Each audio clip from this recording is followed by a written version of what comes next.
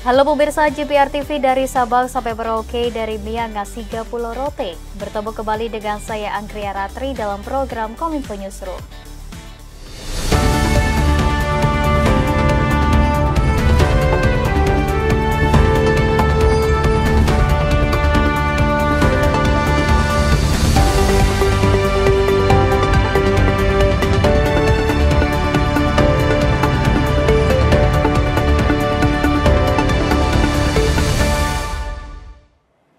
Kita ke informasi yang pertama pemirsa, pemerintah memprediksi puncak arus mudik di jalur tol akan terjadi pada 7 hari menjelang Lebaran. Untuk mengantisipasi terjadinya kemacetan parah saat arus mudik tersebut, Kementerian PUPR menyediakan 7 ruas tol fungsional secara gratis yang bisa digunakan oleh pemudik saat puncak arus mudik berlangsung.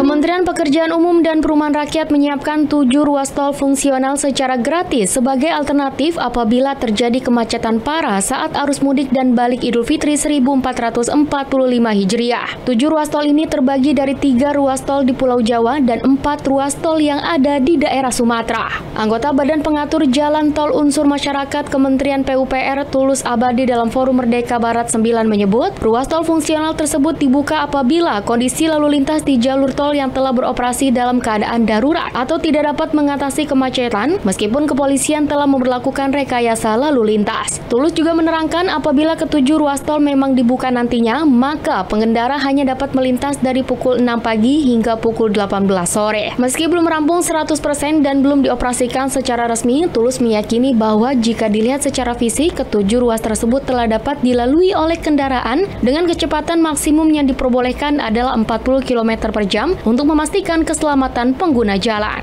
Nah, kalau dari sisi tol sendiri, itu kan saat ini yang sudah operasional seluruh Indonesia itu meliputi 2.835 km.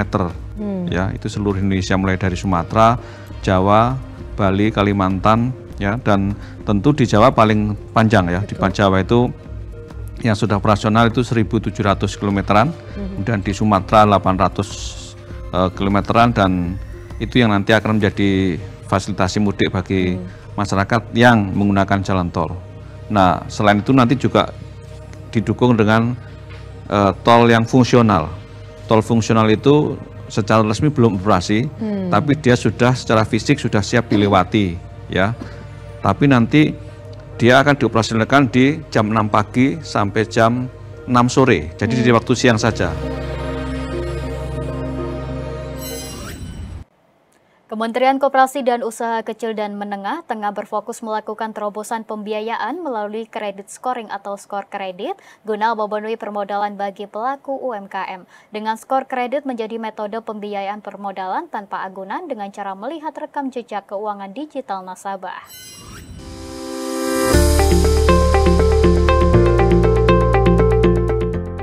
Memiliki usaha atau bisnis adalah impian hampir setiap orang. Namun faktor utama yang mempengaruhi terhambatnya suatu usaha adalah modal. Berangkat dari hal tersebut, Menteri Koperasi dan UKM Teten Mas Duki melakukan terobosan agar pencairan permodalan di bank dapat dilakukan tanpa menggunakan anggunan, melainkan digantikan dengan rekam jejak digital keuangan yang disebut kredit scoring atau skor kredit. Teten menilai pelaku UMKM harus terbiasa menggunakan pembukuan keuangan digital. Dengan demikian, para pelaku usaha diharapkan dapat lebih mudah mendapatkan pinjaman dari lembaga keuangan termasuk bank. Untuk menyalurkan kredit kepada UMKM yang unbankable sudah bekerja sama fintech. Jadi sebenarnya penggunaan kredit scoring itu sudah dipakai tapi belum compulsory. Mindset di perbankannya harus berubah. Nah, sebab kalau enggak, bank nggak berubah, ini diambil alih oleh industri lain, industri keuangan lain. Fintech sekarang udah mau ngambil sampai 10 miliar pun mereka tanpa agunan bisa. Gitu.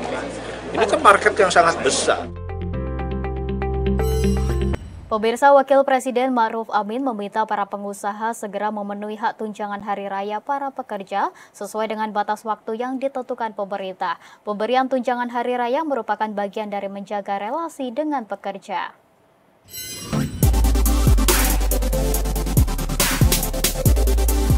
Usai menyaksikan pengukuhan KDEKS Provinsi Kalimantan Barat, Wakil Presiden Ma'ruf Amin dalam keterangan persnya mengingatkan kembali para pengusaha segera memenuhi hak tunjangan hari raya para pekerja sesuai dengan batas waktu yang ditentukan pemerintah. Sesuai surat edaran Menteri Ketenagakerjaan, tunjangan hari raya atau THR wajib diberikan paling lambat 7 hari menjelang Lebaran dan harus dibayar penuh, tidak boleh dicicil. Artinya THR sudah harus diterima para pekerja atau buruh pada tanggal 3 April 2024. Adapun pemberian THR sesuai peraturan ketenagakerjaan merupakan bagian dari menjaga relasi dengan pekerja.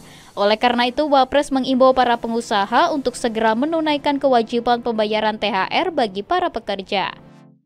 Saya kira sudah ada aturan dari Kementerian Tenaga Kerja, ya, dan saya mendukung apa yang sudah dilakukan oleh tenaga kerja supaya para pengusaha memperhatikan, ya, untuk THR itu, ya, jangan sampai abai, dan kalau tidak itu nanti kan ada sanksinya, ya, ada sanksinya. Karena itu saya minta para pengusaha swasta memperhatikan itu, dan itu juga dalam rangka menjaga hubungan yang baik antara pengusaha dengan para pekerjanya. Ini demi kebaikan bersama. Keputusan mengenai pemberian THR juga telah diatur dalam Peraturan Pemerintah Nomor 36 Tahun 2021 tentang pengupahan yang mengatur sanksi bagi perusahaan yang tidak membayarkan penuh THR atau membayar dengan cara dicicil kepada pekerja atau buruh. Pengenaan sanksi tersebut berupa teguran tertulis, pembatasan kegiatan usaha, penghentian sementara atau sebagian alat produksi, atau pembekuan kegiatan usaha. Pemirsa, Kemendikbudristek resmi menetapkan kurikulum Merdeka sebagai kurikulum nasional. Setelah diperkenalkan 4 tahun lalu, Satuan Pendidikan wajib mengimplementasikan kurikulum Merdeka paling lambat tahun ajaran 2026-2027. Kementerian Pendidikan, Kebudayaan, Riset, dan Teknologi menetapkan kurikulum Merdeka menjadi kurikulum nasional. Penetapan tersebut diatur dalam Permendikbudristek Nomor 12 Tahun 2024 tentang kurikulum pada pendidikan anak usia dini, pendidikan dasar, dan pendidikan menengah untuk menegaskan arah kebijakan kurikulum dan pembelajaran. Kepala Badan Standar Kurikulum Asesmen Pendidikan Andindito Aritomo menyatakan, kurikulum Merdeka secara resmi menjadi kerangka dasar dan struktur kurikulum untuk seluruh sekolah di Indonesia. Sebanyak 20% satuan pendidikan diberikan waktu masa transisi selama 2 tahun atau paling lambat hingga 2026-2027 untuk mengimplementasikan kurikulum Merdeka. Kemudian masa transisi sekitar 3 tahun untuk daerah 3T atau maksimal tahun ajaran 2027-2028. Dengan terbitnya peraturan ini, kita memberikan kepastian arah kebijakan tentang kurikulum dan pembelajaran bagi kita semua. Atas dasar tersebut, Direktur Jenderal Pendidikan Anak Usia Dini, Pendidikan Dasar dan Menengah Kemendikbudristek Iwan Syahril mengimbau Pemda untuk mendukung kurikulum Merdeka dan sekolah melalui komunitas belajar, serta mampu berkolaborasi dengan Pemda lainnya untuk mengakselerasi penerapannya.